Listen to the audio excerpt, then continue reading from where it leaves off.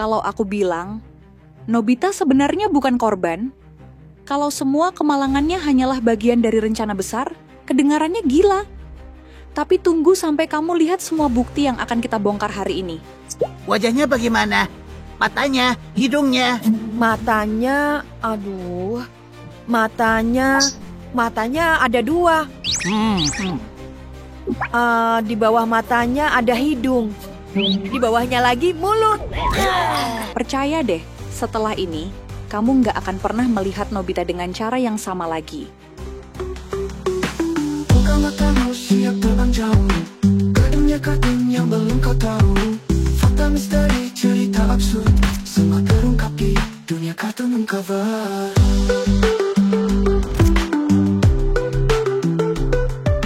Selamat datang di Dunia Kartun Uncovered, tempat di mana kartun masa kecil berubah jadi misteri yang tak pernah kamu sangka.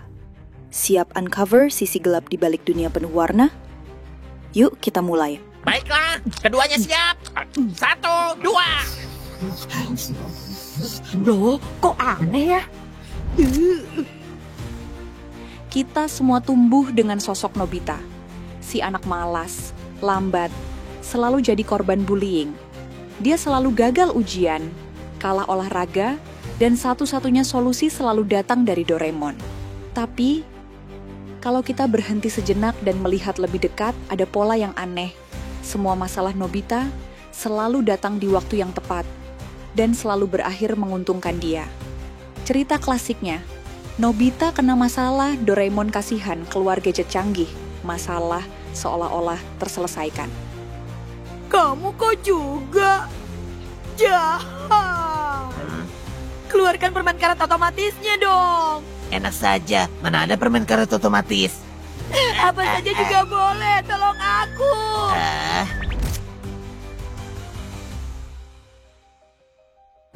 Tapi coba pikir, kalau Nobita memang secerdas itu memanfaatkan Doraemon, bukankah dia sebenarnya seorang manipulator ulung? Ada episode di mana Nobita bisa menyelesaikan masalah sendiri, tapi dia tidak mau.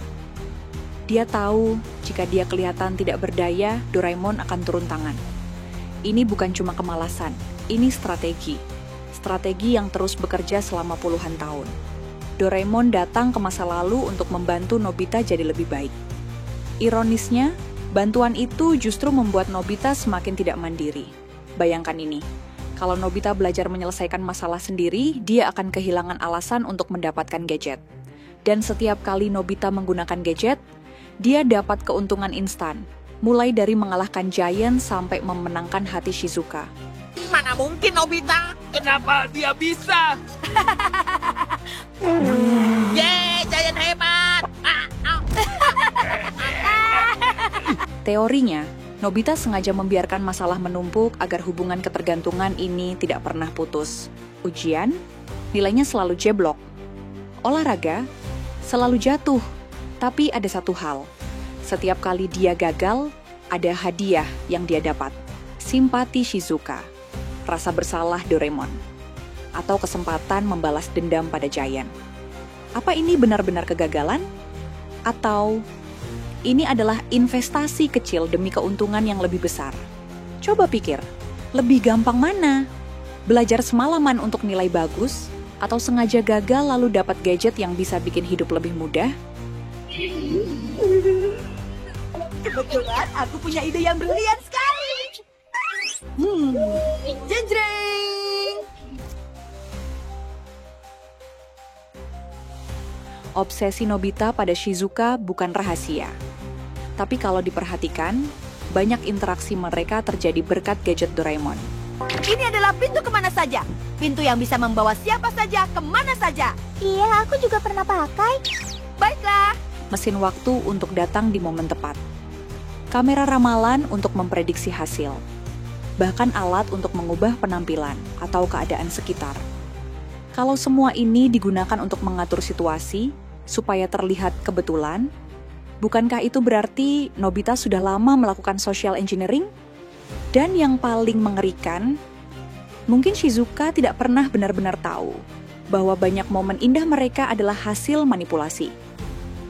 Kalau semua potongan puzzle ini kita satukan, Nobita terlihat seperti perencana ulung. Dia tahu kelemahan emosional Doraemon. Dia tahu cara membuat Giant merasa bersalah. Dia tahu kapan Shizuka akan terharu. Dan dia memanfaatkan itu semua demi kenyamanannya sendiri. Bayangkan bertahun-tahun kemudian, semua temannya sadar bahwa mereka hanyalah pion di papan catur Nobita. Doraemon mungkin datang untuk menyelamatkan Nobita, tapi yang terjadi justru sebaliknya. Doraemon terjebak dalam permainan yang diciptakan Nobita. Perhatikan ekspresi Nobita setiap kali Doraemon mengeluarkan gadget. Ada sedikit senyum puas, atau tatapan yang seperti bilang, "Iya, berhasil lagi." Wah, hebat! Iya kan? Ada juga episode di mana Nobita meminta gadget untuk hal kecil, lalu secara tidak sengaja menggunakannya untuk keuntungan besar. Apakah ini kebetulan? Atau kita semua sudah tertipu selama ini?